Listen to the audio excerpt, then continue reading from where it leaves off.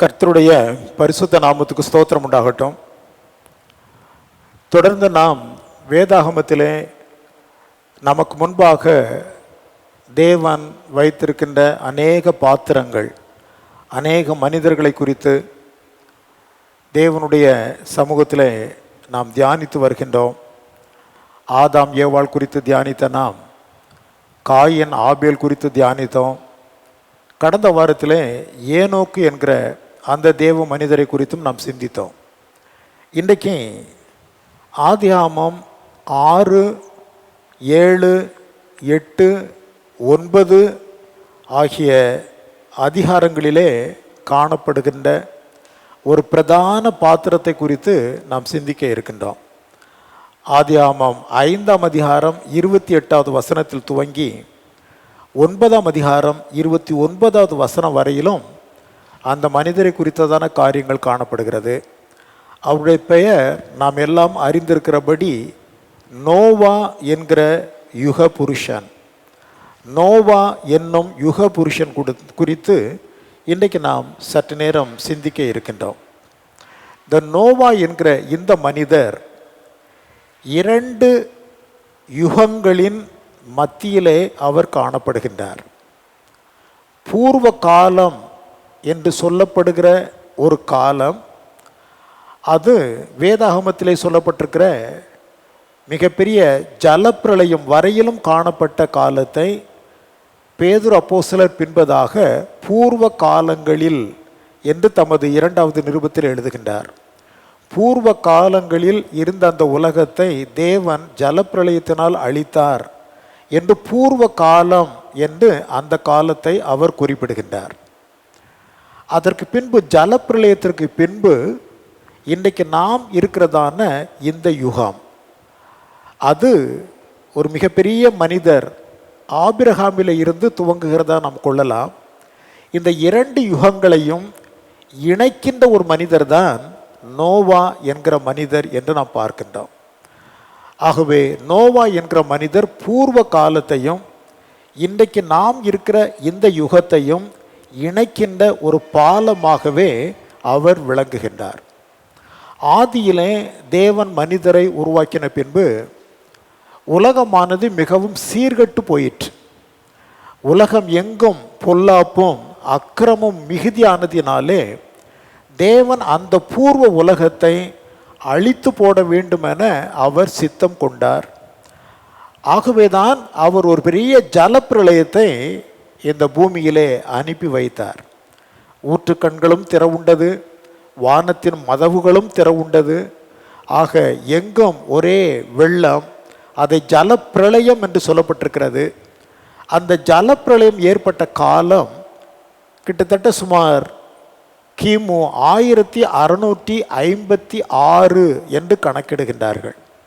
ஜலப்பிரளயம் ஏற்பட்ட அந்த காலம் கிமு 1656 என்று சொல்லப்படுகிறது. ஜலப்பிரளயத்திற்கு பின்பு நோவா கிட்டத்தட்ட 350 ஆண்டுகள் இருந்தார். ஜலப்பிரளயத்திற்கு பின்பும் ஜலப்பிரளயம் ஏற்பட்ட போது அவர் கிட்டத்தட்ட 600 வயது. அதற்கு பின்பும் அவர் 350 வருடங்கள் இருந்து அவர் வாழ்ந்தார். ஆகையினால் அவருடைய அந்த காலமானது 2000வது ஆண்டுகளிலே, சுமார் கிமு 2000வது ஆண்டுகளிலே அது முடிவடைகிறது என்பதாக நாம் பார்க்கலாம். நோவாவுடைய காலம் வரையிலே 1, 2, 3 என்று சொல்லி அது அவ்விதமாக கடந்து வந்து கொண்டே இருக்கும். ஆனால் ஆபிரகாமுடைய காலத்தில் இருந்துதான் நமக்கு ஒரு திட்டவட்டமான வரலாறு என்பது கிடைக்கிறது, அதிகாரப்பூர்வமான வரலாறு. ஆகினால் ஆபிரகாமுக்கு பின்பு இயேசு கிறிஸ்து வரையிலும் இறங்கு முகமாகவே வருஷ கணக்குகள் வந்து கொண்டே இருக்கும். ஆதாம் முதல், ஆதாம் வெளியே துரத்தப்பட்ட அந்த காலம் முதல் ஏதேனில் அவர் எத்தனை காலம் இருந்தார் என்பதற்கு நமக்கு தெரியாது. அதை டேட்லெஸ் பாஸ்ட், கணக்கில் வராத காலங்கள். எப்பொழுது ஆதாம் ஏதேன் தோட்டத்தை விட்டு வெளியே துரத்தப்பட்டாரோ அதில் இருந்து இந்த மனித யுகத்தின் காலமானது கணக்கிடப்படுகிறது. அதிலிருந்து மேல் நோக்கி வந்து கொண்டே இருக்கிற காலம் ஜலப்பிரளயம் வரையில் நோவாவின் வரையிலே கிட்டத்தட்ட 2000 ஆண்டுகள் அவ்விதமாய் வந்து கொண்டிருக்கோம். ஆபிரகாமுடைய காலத்திற்கு பின்பு கீழ் நோக்கி வந்து கொண்டே இயேசு கிறிஸ்துவிலே வந்து அது முடியும். இயேசு கிறிஸ்துவுக்கு பின்பாக கிபியிலே அது மேல் நோக்கி மீண்டும் வளர்கிறதான ஒரு காலமாக அது காணப்படும். அதை குறித்து நாம் பின்பதாக விவரமாக நாம் சிந்திக்கலாம். அந்த காலத்தில் வாழ்ந்த மனிதர்கள் பாவத்திலும் அக்கிரமத்திலும் பெருகி போனதினாலே தேவனாகிய கர்த்தர் அந்த பூர்வ உலகத்தை அழிப்பதாக அவர் தீர்மானித்து ஜலப்பிரளயத்தை அவர் அனுப்பினார் என்பதை நாம் வேதத்தில் பார்க்கின்றோம். 6ஆம் அதிகாரத்திலே அவர் சொல்லி 7, 8 இந்த அதிகாரங்களில் ஜலப்பிரளயத்தை காண்கிறோம். 9ஆம் அதிகாரத்திலே ஒரு புதிய யுகமானது துவங்குகிறது என்பதாக நம்மால் பார்க்க முடியும். ஆக அந்த காலத்தில் தேவன் அக்கிரமத்தின் நிமித்தம் மனிதர்களை அழிக்க வேண்டும் என்று தீர்மானித்த போது ஒரே ஒரு மனிதனுக்கு கர்த்தருடைய கண்களில் கிருபை கிடைத்தது என்று பார்க்கிறோம். ஆதியாகமத்தின் புஸ்தகத்திலே 6ஆம் அதிகாரத்திலே நாம் அவ்விதமாக வாசிக்கின்றோம். பாருங்கள், ஆதியாகமம் 6ஆம் அதிகாரம் 8வது வசனத்திலே, நோவாவுக்கோ கர்த்தருடைய கண்களில் கிருபை கிடைத்தது. நோவாவுக்கு கர்த்தருடைய கண்களில் கிருபை கிடைத்த காரணத்தினால் நோவாவும் அவருடைய மனைவியும் அவருடைய 3 மகன்கள், சேம், காம், யாப்பேத் என்று சொல்லப்படுகிற 3 குமாரர்கள், அவர்களுடைய மனைவிகள், ஆக மொத்தம் 8 பேரை ஆண்டவராகிய தேவன் ஒரு பேழையை செய்யும்படி சொல்லி அந்த பேழையிலே அவர்களை பிரவேசிக்கும்படி செய்து ஆண்டவர் நோவாவையும் அவருடைய குடும்பத்தையும் காப்பாற்றினார். ஜலப்பிரளயத்தில் அவர்கள் அழிந்து போகாதபடிக்கு அவர்களை கொண்டு ஒரு புதிய யுகத்தை உருவாக்க ஆண்டவர் நினைத்தபடியினாலே கர்த்தருடைய பார்வையில் அவருக்கு கிருபை கிடைத்தது. அவர் காப்பாற்றப்பட்டார். எத்தனையோ மக்கள் இருந்த போதிலும் நோவாவுக்கு கர்த்தருடைய கண்களிலே கிருபை கிடைத்ததற்கான காரணம் என்ன என்பதை குறித்து வேதம் நமக்கு பல காரியங்களை திட்டவட்டமாக சொல்லுகிறது. முதலாவதாக, தான் வாழ்ந்த அந்த காலத்தில் இருந்த மனிதர்களுக்குள்ளே நோவா உத்தமனும் நீதிமானுமாக இருந்தார் என்று வேதம் சொல்லுகிறது. 6ஆம் அதிகாரம் 9வது வாக்கியத்தில் நோவாவின் வம்ச வரலாறு, நோவா தன் காலத்தில் இருந்தவர்களுக்குள்ளே நீதிமானும் உத்தமனுமாய் இருந்தான். முதலாவது நோவாவை குறித்து சொல்லப்படுகிற அருமையான காரியம், தான் வாழ்ந்த காலத்தில் இருந்த மனிதர்களுக்குள்ளே அந்த மனிதன் உத்தமனும் நீதிமானுமாக விளங்கினான். நோவாவை குறித்து சிந்திக்கிறதான வேளையில் நம்மை குறித்தும் நாம் சிந்தித்து பார்க்க வேண்டும். அவர் எவ்விதமாய் உலகத்தில் ஒரு ஜனத்தின் மத்தியில் வைக்கப்பட்டிருந்தாரோ அதே போல கர்த்தராகிய தேவன் இன்றைக்கு நம்மையும் ஒரு ஜனக்கூட்டத்தின் மத்தியிலே வைத்திருக்கின்றார். இன்றைக்கு நம்மை குறித்து ஆண்டவர் இவ்விதமான சாட்சி கொடுப்பாரா? இவர்கள் உத்தமர்கள், இவர்கள் நீதிமான்கள் என்கிற சாட்சியை நாம் இன்றைக்கு தேவனிடத்தில் பெறக்கூடுமா? அப்படிப்பட்ட நிலையிலே நம்முடைய வாழ்க்கையானது அமைந்திருக்கிறதா? பாருங்கள், அந்த மனிதன் நீதிமானும் உத்தமமாய் விளங்குவதற்கு முதலாவது அவர் தன்னுடைய குடும்பத்தை நேர்த்தியாக காப்பாற்றி வைத்திருந்தார். தேவனுக்கு முன்பு தான் மாத்திரமல்ல, தன்னுடைய குடும்பத்தையும் அவர் பாதுகாப்பாக அவர் வைத்திருந்தபடியினாலே ஜனக்கூட்டத்தோடு அவருடைய குடும்பத்தின் மக்கள் அழிந்து போகாமல் ஆண்டவராகிய தேவன் ஒரு பேழை ஒன்றை செய்யும்படியாய் சொல்லி அதன் உள்ளே அவர்களை பிரவேசிக்கும்படி செய்து நோவாவின் நிமித்தமாக நோவாவினுடைய குடும்பமும் மொத்தத்தில் 8 பேர் அன்றைக்கு காப்பாற்றப்பட்டார்கள் என்று சொல்லி நாம் காண்கிறோம். ஆகவே இதன் மூலம் நாம் அறிந்து கொள்கிற காரியம் என்னவென்று கேட்டால், தேவன் நம்மை ஒரு குடும்பத்தில் வைத்திருக்கின்றார், ஒரு சிறிய சமூகத்திலே நம்மை வைத்திருக்கின்றார், ஏன் ஒரு சபைக்குள்ளே நம்மை வைத்திருக்கின்றார். நம் நிமித்தமாக, என் நிமித்தமாக இந்த மக்களெல்லாம் காப்பாற்றப்படுவார்கள், என் நிமித்தம் கர்த்தர் அவர்களுக்கும் கிருபை கிடைக்க பண்ணுவார் என்று சொல்லக்கூடிய விதத்திலே நம்முடைய வாழ்க்கை தரம், வாழ்வியல் அமைந்திருக்கிறதா என்று நாம் சிந்தித்து பார்க்க வேணும். என்னுடைய கரத்தில் கர்த்தர் ஒரு குடும்பத்தை கொடுத்திருக்கிறார். நான் ஒரு சபைக்குள் வைக்கப்பட்டிருக்கிறேன். ஆகவே சபையின் மக்கள் பாதுகாக்கப்பட, என் குடும்பம் தேவனுடைய கோபாக்கினைக்கு நேராக இல்லாமல் பாதுகாக்கப்படுவதற்கு என் வாழ்வியல் அதற்கு ஏற்புடையதாய் காணப்படுகிறதா? நோவாவுடைய வாழ்வியல் அவ்விதமாய் காணப்பட்டதினாலே அவர் நிமித்தமாக அவருடைய முழு குடும்பமுமே காப்பாற்றப்பட்டது என்பதாக நம்மால் பார்க்க முடிகிறது. ஸோ முதலாவதாக அவர் தேவனுடைய பார்வையில் நீதிமானும் உத்தமனுமாயிருந்து தன் குடும்பத்தையும் நேர்த்தியாய் பார்த்து தேவனிடத்திலே சாட்சி பெற்றவர் ஆகியனாலே கர்த்தருடைய பார்வையிலே அவருக்கு கிருபை கிடைத்தது. இரண்டாவதாக அதே வசனத்தில் நாம் பார்க்கிறோம், நோவா தேவனோடு சஞ்சரித்து கொண்டிருந்தான். He was walking with God. தேவனோடு சஞ்சரித்து கொண்டிருந்தான். எத்தனையோ மனிதர்களை குறித்து நாம் ஏற்கனவே சிந்தித்திருக்கிறோம். எலியாவை குறித்து, ஆபிரகாமை குறித்து, தானியேலை குறித்து தேவனோடு சஞ்சரித்து கொண்டிருந்த அநேக மனிதர்கள். அதிலே இங்கே சொல்லப்பட்டிருக்கிறது, ஏனோக்கு தேவனோடு சஞ்சரித்து கொண்டிருந்தார். அதற்கு பின்பு நாம் வாசிக்கின்ற பொழுது நோவாவும் தேவனோடு சஞ்சரித்து கொண்டிருந்தார். அது அவருடைய ஆவிக்குரிய வாழ்க்கையை நமக்கு எடுத்து எம்புகிறது.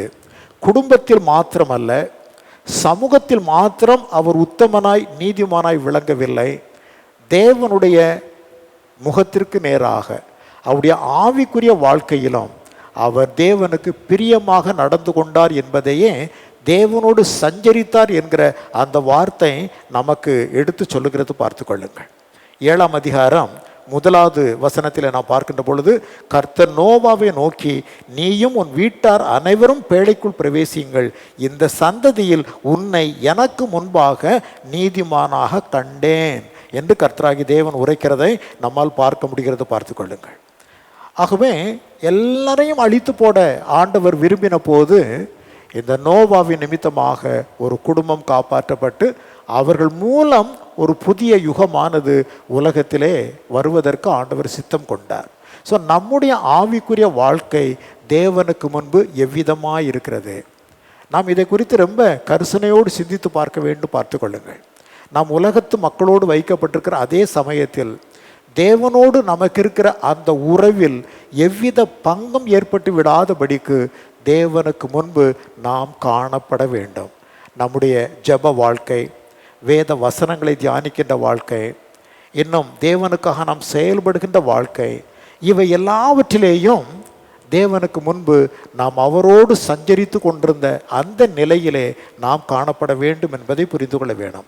மூன்றாவதாக அந்த மனிதர் பாருங்கள், தேவனுடைய வார்த்தைகளுக்கு அவர் கீழ்ப்படிந்தார். தேவன் என்ன சொன்னார்? நான் இந்த உலகத்தையே அழிக்கப் போகிறேன், ஜலப்பிரளயம் வருகிறது, நீ ஒரு பெரிய கப்பல் ஒன்றை செய் என்று சொன்ன பொழுது எல்லா ஜனங்களும் நீங்கள் பார்ப்பீர்களேயானால் அவருடைய வார்த்தைகளை நம்பவில்லை, அவருடைய வார்த்தைகளை அவர்கள் ஏற்றுக்கொள்ளவில்லை. பின்பதாக ஆண்டவர் உரைக்கின்ற பொழுது நோவாவின் காலத்தில் நடந்தது போலவே மனுஷகுமாரனுடைய காலத்தில் நடக்கும். அப்பொழுது நோவா எடுத்து சொன்ன போதிலும் அவர்கள் உணராதிருந்தார்கள் என்கிற வார்த்தையை ஆண்டவர் உச்சரிப்பார். அவர்கள் உணராதிருந்தார்கள் என்று சொன்னால் நோவா சொல்லுகிற வார்த்தைகளை அவர்கள் நம்பவில்லை. ஒருவேளை பரிகாசம் பண்ணியிருப்பார்கள். இந்த கிழவனுக்கு வேற வேலையே இல்லை, இந்த உலகம் எப்படி அழியும்? பேதுரு அப்போஸ்தலர் இன்றைக்கு இருக்கிற இந்த யுகத்தை குறித்து சொல்லும் பொழுதும் அன்றைக்கும் அவர்கள் அப்படித்தான் எண்ணினார்கள். இந்த யுகமானது ஜலப்பிரளயத்தினால் அல்ல, அக்னியினால் அழிக்கப்படும்படியாய் வைக்கப்பட்டிருக்கிறது. பின்னான காலத்திலே பரியாசக்காரர்கள் தோன்றுவார்கள். தோன்றி உலகம் உண்டானது முதற்கொண்டு அப்படியே தானே இருக்கிறது, எப்படி உலகம் அழியும் என்று சொல்லியெல்லாம் பரியாசக்காரர்கள் பேசுவார்கள் என்று பேதுரு அப்போஸ்தலர் உரைக்கின்றார். அதே போல தான் நோவாவின் காலத்திலும் அந்த ஜனங்கள் பரிகாசம் பண்ணியிருக்க வேண்டும். ஆண்டவர் ஒரு வார்த்தையிலே அவர்கள் நோவாவுடைய வார்த்தைகளை கேட்டும் அதை குறித்து உணராதிருந்தார்கள் என்று ஆண்டவர் குறிப்பிடுகிறதை நம்மால் பார்க்க முடிகிறது. பார்த்து கொள்ளுங்கள். ஆகையினால் தேவனுடைய வார்த்தைகளுக்கு இந்த ஒரு மனிதன் கீழ்ப்படிந்தார். ஜலப்பிரளயத்தினால் அழிக்கப் போகிறேன், நீ ஒரு கப்பலை உண்டு பண்ணு என்று சொன்ன போது அந்த வார்த்தைகளுக்கு கீழ்ப்படிந்து அவர் பேழையை உண்டாக்கினார் என்பதை நம்மால் பார்க்க முடியுது. 6ஆம் அதிகாரத்தில் 22ஆம் வசனம் சொல்லுகிறது, நோவா அப்படியே செய்தான், தேவன் தனக்கு கட்டளையிட்டபடியெல்லாம் அவன் செய்து முடித்தான். எத்தனை ஆண்டுகள் அவர் அதை செய்தார் என்று சொல்ல முடியாது. ஒரு பெரிய கப்பல், அனைத்து ஜீவராசிகளையும் ஜோடு ஜோடாக சேர்த்து கொள்ளுகிற இடம் வாய்ந்த ஒரு பெரிய கப்பல். தன்னுடைய குடும்பம் கிட்டத்தட்ட அநேக மாதங்கள், கிட்டத்தட்ட எத்தனையோ நாட்கள் அந்த கப்பலானது தண்ணீரிலே மிதந்து கொண்டே இருந்தது. அவ்வளவு நாட்களுக்கு வேண்டிய ஆகாரங்கள், அனைத்து மிருக ஜீவன்களையும் பட்சிகளையும் ஊரும் பிராணிகளையும் காப்பாற்றுவதற்கான காரியங்கள் எல்லாம் உள்ளடக்கி இருப்பதற்கு ஒரு மிகப்பெரிய கப்பல் ஒன்றை செய்ய வேண்டியதாக இருந்தது. அதை ஆண்டவருடைய வார்த்தையை நம்பி அவர் கீழ்ப்படிந்து அதை செய்தார் என்று சொல்லப்பட்டிருக்கிறது. இன்றைக்கு அநேகர் தேவனுடைய வார்த்தைகளை குறித்து பலவிதமான கேள்விகளை எழுப்புவார்கள், அவிசுவாசத்தினாலே கேள்விகளை எழுப்புவார்கள். ஆனால் நாம் அப்படி அல்ல. ஆண்டவருடைய வார்த்தையானது தேவனுடைய வாயினின்று விளம்பிய வேதம், அது பொய் சொல்லுகிறது இல்லை என்று உறுதியாக நம்பி இருக்கிறபடியினாலே தேவனுடைய வார்த்தைகளுக்கு கீழ்ப்படிந்த மக்களாக நாமும் நோவாவை போன்று காணப்பட வேண்டியது அவசியம். அந்த கப்பல் என்பது, அந்த பேழை என்பது ஆண்டவராகிய இயேசு கிறிஸ்துவுக்கு முன் அடையாளமாய் காணப்படுகிறது. எவ்விதமாக தேவனுடைய கோபாக்கினை நின்று நோவாவையும் அவருடைய குடும்பத்தையும் அந்த பேழைக்குள்ளே கர்த்தராகிய தேவன் வைத்து காப்பாற்றினாரோ, அதுபோல வரப்போகிற தேவ கோபாக்கினை, இந்த உலகத்திற்கு ஒரு பெரிய கோபாக்கினை வர இருக்கிறது. அதற்குள்ளே நாம் அகப்பட்டு கொள்ளாதபடிக்கு ஆண்டவராகிய இயேசு கிறிஸ்துவே இன்றைக்கு நாம் தப்பித்து கொள்ளும்படியான அந்த பேழையாக இருக்கின்றார். அன்றைக்கு ஒரு கப்பல், இன்றைக்கு இயேசு கிறிஸ்து. கப்பலுக்குள்ளே சென்றதினால் அவர்கள் காப்பாற்றப்பட்டார்கள். இன்று நாம் இயேசு கிறிஸ்துவுக்குள்ளே செல்லுகிறதினாலே தேவனாகிய கர்த்தர் நம்மையும் கோபாக்கினையினின்று அவர் காப்பாற்றுவார். ரோமர் 5ஆம் அதிகாரம் 9வது வசனத்தில் அப்போஸ்தலர் சொல்லும் பொழுது, கிறிஸ்து இயேசுடைய இரத்தத்தினாலே நாம் நீதிமான்கள் ஆக்கப்பட்டிருக்கிறபடியால் கோபாக்கினைக்கு நீங்களாகி ரட்சிக்கப்படுவது அதிக நிச்சயமாமே என்று சொல்லப்பட்டிருக்கிறது. இயேசு கிறிஸ்துடைய இரத்தத்தினால் நாம் மீட்கப்பட்டதினாலே அன்றைக்கு நோவா எவ்விதம் கர்த்தருடைய பார்வையில் நீதிமான் என்று கருதப்பட்டாரோ, அதுபோல கர்த்தர் நம்மை நீதிமான்கள் ஆக்கியிருக்கிறார். இயேசு கிறிஸ்துடைய இரத்தத்தினாலே நாம் நீதிமான்கள் ஆக்கப்பட்டிருக்கிறபடியினாலே வருகிற கோபாக்கினைக்கு நீங்களாகி நாம் ரட்சிக்கப்படுவது அதிக நிச்சயமாமே. ஆகவே அவர்கள் காப்பாற்றப்படுவதற்கு தேவன் ஒரு பேழையை, ஒரு கப்பலை கொடுத்தார். அது ஆண்டவர் இயேசு கிறிஸ்துவுக்கு முன்னடையாளமாய் காணப்படுகிறது. இன்றைக்கு தேவனை நம்புகிற, ஏற்றுக்கொள்கிற கிறிஸ்துவனிடத்தில் வந்த மக்களுக்கு அவரே கப்பலாக, பேழையாக இருந்து நம்மை காப்பாற்றுகிறார் என்பதை நாம் அறிந்து கொள்ள வேண்டும். பார்த்து கொள்ளுங்கள். அது மட்டுமல்ல, மூன்றாவதாக எபிரெய நிருப ஆக்கியோன் சொல்லும் பொழுது, இந்த நோவா பயபக்தி உள்ளவராக விளங்கினார் என்று எழுதப்பட்டிருக்கிறது. பயபக்தி என்பது ஏதோ ஆலயத்திற்கு வந்தோம் சென்றோம் என்பதல்ல. பயபக்தி என்பது செயல்முறையில் காண்பிக்கப்பட வேண்டும். நடைமுறையில் காண்பிக்கப்படாத பக்தி என்பது வீணானது. இதை தேவ மக்கள் புரிந்து கொள்ள வேண்டாம். நம்முடைய பயபக்தி என்பது, தேவன் பேரில் நாம் வைத்திருக்கிற பக்தி என்பது நம்முடைய செயல்களின் மூலம் அது வெளிப்பட வேண்டும். நம்முடைய செயல்களின் மூலமாக அதை நடைமுறைப்படுத்தி காண்பிக்க வேணும். அதற்கு பெயர்தான் உண்மையான பயபக்தி. பார்த்து கொள்ளுங்கள். ஏதோ ஆலயத்திற்கு வந்தோம் போனோம், சரியாக டைமுக்கு வருவோம், சரியாக போவோம், இப்படி மாத்திரம் இருந்து கொண்டிருப்பதில்லை. தேவனுடைய வார்த்தை என்ன சொல்லுகிறது, அதை நம்முடைய வாழ்வில் எவ்விதமாய் செயல்படுத்துகிறோம், நடைமுறைப்படுத்துகிறோம் என்பதிலே தான் நாம் தேவனுக்கு முன்பாக பயபக்தி உள்ளவர்கள் என்பதை நாம் காண்பிக்க முடியும். பார்த்து கொள்ளுங்கள். ஆண்டவர் சொன்னார், நீ ஒரு பேழையை செய்ய வேண்டும் என்று சொல்லி, அது எவ்வளவு பெரிய டாஸ்க். அவ்வளவு பெரிய கப்பலை தானும் தன்னுடைய 3 மகன்களை கொண்டு இதை கட்டி முடிக்க முடியுமா? இவ்வளவு பெரிய பிரம்மாண்டமான வேலையை செய்ய முடியுமா என்றெல்லாம் அவர் சந்தேகப்படவில்லை. தேவனாகிய கர்த்தரை அவர் விசுவாசித்தார். அந்த விசுவாசம், அவருடைய பயபக்தி, அதை செயல்படுத்தி காண்பிக்க துணிவுடன் அவர் முனைந்தார். எஸ், தேவன் சொல்லியிருக்கிறார், அதற்கு நான் கீழ்ப்படுகின்ற பொழுது அதற்கு வேண்டிய பலனையும் கிருபையையும் ஆண்டவர் தருவார் என்கிற அந்த துணிவோடு தேவனுடைய கட்டளைகளுக்கு கீழ்ப்படிய அவர் முன் நின்றார் என்பதை நம்மால் பார்க்க முடிகிறது. ஸோ தேவன் பேரிலே வைத்திருக்கிற அந்த விசுவாசத்தை செயல்படுத்துவதற்கு பெயர்தான் தேவனிடத்தில் நாம் காண்பிக்கிற பயபக்தி. இல்லை என்றால் கிரியை இல்லாத விசுவாசம் செத்ததாக விளங்கிவிடும். அநேக விசுவாச மக்களுக்கு விசுவாசம் இருக்கிறது, ஆனால் கிரியை இல்லாததினாலே, கிரியைகளில் தேவனை நாம் காண்பிக்காததினாலே நம்முடைய விசுவாசம் அனைத்தும் செத்ததாகவே காணப்படுகிறது. நோவாவுடைய விசுவாசம் செத்ததல்ல, அது கிரியைகளினால் பூரணப்படுத்தப்பட்டது. ஆகவே நம்முடைய கிரியைகளினாலே நம்முடைய பயபக்தியை நாம் மெய்ப்பிக்க வேண்டும் என்பதை புரிந்து கொள்ள வேணாம். பயபக்தி நிறைந்தவராக நோவா காணப்பட்டார். அதை எபிரேய ஆக்கியோன் தான் அவ்விதமாய் சொல்லுகின்றார். எபிரேய நிருபத்திலே 11ஆம் அதிகாரம் அந்த விசுவாச வீரர்களின் பட்டியலிலே சொல்லுகின்ற பொழுது 7வது வசனத்தில் விதமாய் சொல்லப்பட்டிருக்கு, விசுவாசத்தினாலே நோவா தற்காலத்திலே காணாதவைகளை குறித்து தேவ எச்சரிப்பு பெற்று பயபக்தி உள்ளவனாகி தன் குடும்பத்தை ரட்சிப்பதற்கு பேழையை உண்டு பண்ணினான்.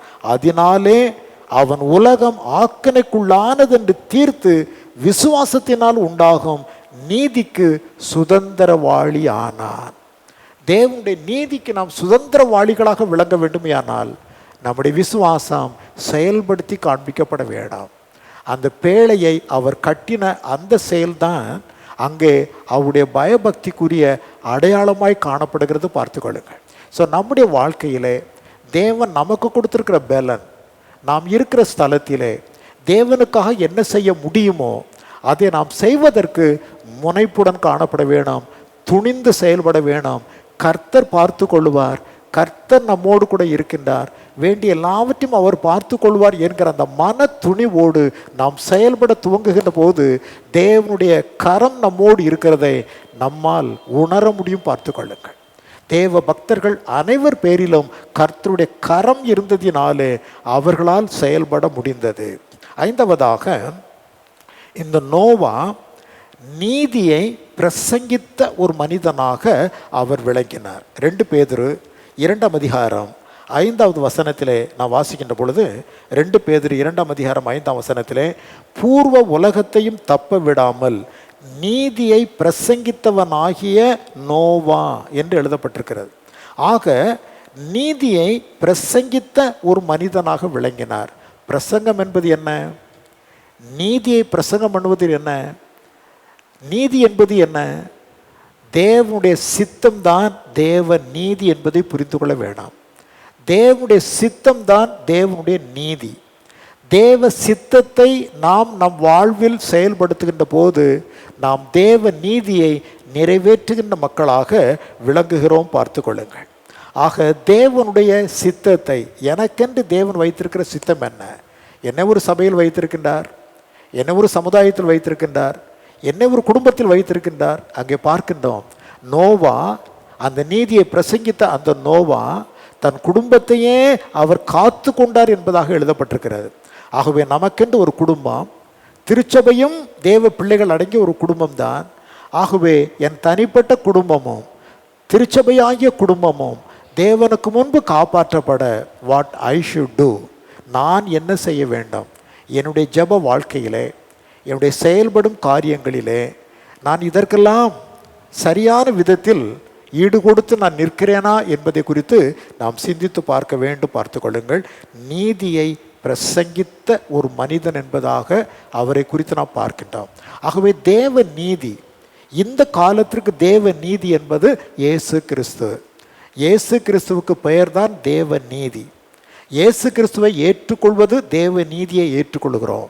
இயேசு கிறிஸ்துவை நாம் மக்களுக்கு காண்பிப்பது தேவ நீதியை காண்பிப்பதாக அர்த்தம். பார்த்து கொள்ளுங்கள்.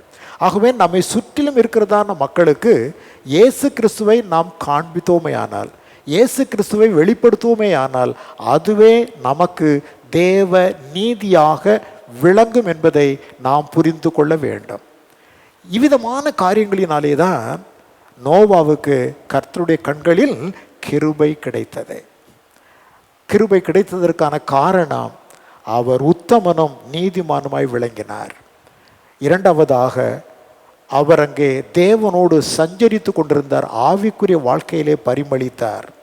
மூன்றாவதாக அது நடைமுறைக்கு சாத்தியமா என்று கூட எண்ணாமல் தேவனுடைய வார்த்தைக்கு அவர் கீழ்ப்படிந்த மனிதர். நான்காவது பயபக்தி உள்ளவர், தன்னுடைய விசுவாசத்தை செயல்படுத்தி காண்பித்தவராக இருந்தார். ஐந்தாவதாக நீதியை பிரசங்கித்த மனிதராக தேவனை குறித்து மக்களுக்கு அவர் அறிவித்தார். அவர்கள் உணராதிருந்தார்கள். ஆகவே அறிவிக்க வேண்டியது நம்முடைய கடமை. ஏற்றுக்கொள்வதும் ஏற்றுக்கொள்ளாததும் மக்களுடைய காரியம். கேட்கிறதற்கு காது உள்ளவர்கள் கேட்பார்கள், கேட்கிறதற்கு காது இல்லாதவர்கள் கேட்க மாட்டார்கள். நாம் அதை குறித்து கவலைப்பட வேண்டியதில்லை. நாம் நோவாவை போல நீதியை பிரசங்கிக்கிற மக்களாக விளங்க வேண்டும். இவர் இறுதி காலத்திற்கு அடையாளமானவர். ஆண்டவராகிய தேவன் சொல்லும் பொழுது லூக்கா 17ஆம் அதிகாரத்தில் 26, 27 வாக்கியங்களில், இன்னும் மத்தேயு 24ஆம் அதிகாரம் 37 முதல் 39 வரையிலே ஆண்டவர் சொல்லும் பொழுது முடிவு காலம், அந்த முடிவு காலம் என்பது நோவாவின் காலத்தை போல இருக்கும் என்று சொல்லி முடிவு காலத்திற்கு அடையாளமாக நோவாவை நிறுத்துகிறதை நம்மால் பார்க்கின்றோம். ஆக நோவாவின் காலத்தில் எவ்விதமாய் மக்கள் காணப்பட்டார்களோ அதுபோல அக்கிரமத்தில் மக்கள் நிறைந்து கொண்டிருப்பார்கள். உலகமானது அக்கிரமத்தில் பெருகி கொண்டே இருக்கும். நோவாவின் காலத்தில் தேவன் எப்படி எச்சரிப்பை கொடுத்தாரோ அதுபோல இன்றைக்கு நம்மை கொண்டு தேவன் எச்சரிப்பை கொடுக்கின்றார். அநேக மக்கள் அதை ஏற்றுக்கொண்டு உணராதிருக்கின்றார்கள். ஆனாலும் நிர்ணயிக்கப்பட்ட முடிவு என்பது நிச்சயமாய் வந்து சேரும். பூர்வ உலகத்தை அவர் ஜலப்பிரளயத்தினால் அழித்தார். இப்பொழுது இருக்கிற இந்த வானங்களும் பூமியும் தேவனுடைய கோபத்தினாலே அது அக்கினிக்கு இரையாக வைக்கப்பட்டிருக்கிறது என்று நாம் அறிந்திருக்கிறோம். அக்னியினால் இந்த உலகம் அழிய போவதை சமீபத்தில் காணப்படுகிற இந்த யுத்தங்களின் வாயிலாக நம்மால் நன்றாகவே பார்க்க முடிகிறது. அணு ஆயுதத்திற்கு உலகம் பயந்து கொண்டே இருக்கிறது. இந்த ஏவுகணைகள் போகிறதும் அடிக்கிறதும் எரிகிறதும், அணு ஆயுதம் போடப்படுமே ஆனால் உலகம் அழிந்துதான் போகும், அக்கினிக்கு இரையாக வைக்கப்பட்டிருக்கிறது என்பதில் எவ்விதமான மாற்றமும் இல்லை. ஆகவே நோவா வருகின்ற அழிவு காலத்திற்கு அல்லது முடிவு காலத்திற்கு அடையாளமாக நமக்கு முன்பதாக நிறுத்தப்படுகிறார். விசேஷமான காரியம் என்னவென்றால் அவருடைய வாழ்க்கையிலே ஒரு புதிய யுகத்தின் தந்தையாக மாறி போனார். அல்லேலூயா. ஒரு புதிய யுகத்தின் தந்தையாக அவர் விளங்குகின்றார். பார்த்து கொள்ளுங்கள். 8ஆம் அதிகாரத்தின் இறுதியிலே பேழையை விட்டு ஆண்டவர் வெளியே வரும்படி சொல்லுகின்றார். 9ஆம் அதிகாரத்திலே அவர்கள் ஒரு புதிய யுகத்திலே வருகின்றார்கள். அந்த புதிய யுகத்தின் அடையாளம், அதற்கு முன்பெல்லாம் மனிதன் புற்பூண்டுகளை மாத்திரம், காய்கறிகளை மாத்திரம், கனிகளை மாத்திரம் புசிக்கிறவனாக காணப்பட்டான். நோவாவின் காலம் வரையிலும், அந்த ஜலப்பிரளயம் வரையிலும் men were vegetarian. எல்லாருமே காய்கறிகளை, புற்பூண்டுகளை, கனிகளை உண்டு கொண்டிருக்கிற மக்களாகத்தான் அவர்கள் விளங்கினார்கள். ஆனால் ஜலப்பிரளயத்திற்கு பின்பு இந்த புதிய யுகத்திலே தான் ஆண்டவராகிய தேவன் மனிதனை நான் வெஜிடேரியனாக மாற்றினார். நான் வெஜிடேரியனாக புதிய யுகத்திலே தான் மாற்றுகின்றார். 9ஆம் அதிகாரத்திலே 3வது வசனத்திலே பார்க்கிற பொழுது, நடமாடுகிற ஜீவ ஜந்துக்கள் யாவும் உங்களுக்கு ஆகாரமாய் இருப்பதாக, பசும் பூண்டுகளை உங்களுக்கு தந்தது போல அவைகள் எல்லாவற்றையும் உங்களுக்கு தந்தேன். ஆக கிட்டத்தட்ட ஒரு 2000 ஆண்டுகளாக அல்லது ஒரு 1700 ஆண்டுகளாக மனிதன் சைவமாகவே தான் இருந்தான். அதற்கு பின்பு நோவா புதிய யுகத்திலே வந்ததற்கு பின்பு நான் வெஜிடேரியன், அந்த அசைவம் அவர்களுக்கு உணவாக சேர்த்து கொள்ளப்படுகிறது. ஒரு புதிய யுகத்தினுடைய மாற்றத்தை அது நமக்கு வெளிப்படுத்தி காண்பிக்கிறத பார்த்து கொள்ளுங்கள். அந்த புதிய யுகத்தின் தந்தையாக விளங்குபவர் நோவா என்கிற உத்தமனும் தேவனுக்கு முன்பு நீதிமானுமாக விளங்கினவர். ஆகையினால் நம்முடைய வாழ்க்கையிலே நோவா போன்று நாமும் கிறிஸ்துவாகிய பேழைக்குள் அடைக்கலம் கொண்டிருக்கும் நாம் உத்தமர்களாக, தேவனுக்கு கீழ்ப்படிந்தவர்களாக, பயபக்தி உடையவர்களாக, தேவ நீதியை நம்மை சுற்றிலும் இருக்கிற மக்களுக்கு அறிவிப்போராக விளங்குவோம். அப்பொழுது நோவா கனமடைந்தது போல நாமும் கர்த்தருக்கு முன்பு கனமடைகின்ற மக்களாக விளங்கி விடுவோம்.